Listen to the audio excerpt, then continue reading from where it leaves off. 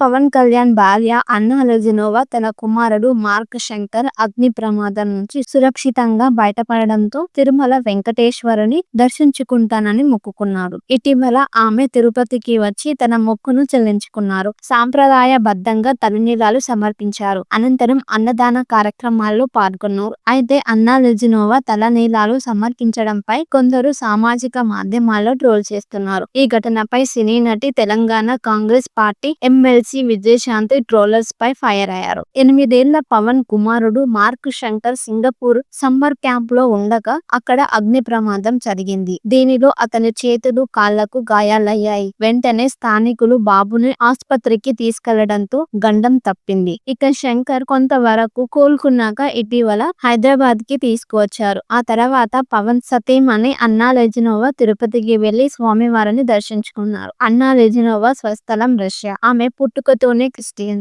అయినా కూడా పవన్ ను పెళ్లి చేసుకున్నప్పటి నుంచి హిందూ మత ఆచారాలను గౌరవిస్తూ వస్తున్నారు. పలు సాంప్రదాయాల్లో పవన్ తో పాటు బొట్టు పెట్టుకుని పూజలు కూడా చేసేవారు. ఇక పవన్ కొంతకాలంగా హిందూ మత సంరక్షణలో భాగంగా సనాతన ధర్మంపై ప్రచారం చేస్తున్నారు. గతంలో పవన్ తన 2 కుమార్తెలను తీసుకుని తిరుపతికి తీసుకొచ్చి అన్నా లెజినోవా కుమార్తెతో డిక్లరేషన్ ఇప్పించి స్వామివారి దర్శనం చేయించారు. మార్క్ శంకర్ క్షేమంగా ఇంటికి చేరుకుంటే తిరుమలకు వస్తానని అన్నా లెజినోవా మొక్కుకున్నారంట. శంకర్ హైదరాబాద్ కు చేరుకున్న వెంటనే ఆమె తిరుమలకు వచ్చారు. ముందుగా డిక్లరేషన్ ఇచ్చి తలనీలాలు సమర్పించి స్వామివారిని దర్శించుకున్నారు. తర్వాత అన్నదానానికి 17 లక్షల రూపాయలను ప్రకటించారు. లెజినోవా పరమతస్తురాలు అయినప్పటికీ తిరుమలలో స్వామివారికి తలనీలాలు సమర్పించడంపై జనసేన శ్రేణులు, కూటమి పార్టీ, క్రేడర్ హిందూ సంఘాలు హర్షించాయి. అయితే కొందరు మాత్రం పరమతస్తురాలు తలనీలాలు సమర్పించడం, అందులోనూ మహిళలు సమర్పించడం సరికాదని ట్రోల్ చేస్తున్నారు. పవన్ భార్యపై జరుగుతున్న ట్రోల్స్ పై సినీ నటి విజయశాంతి స్పందించారు. పుట్టుకతోనే పరమతాన్ని స్వీకరించి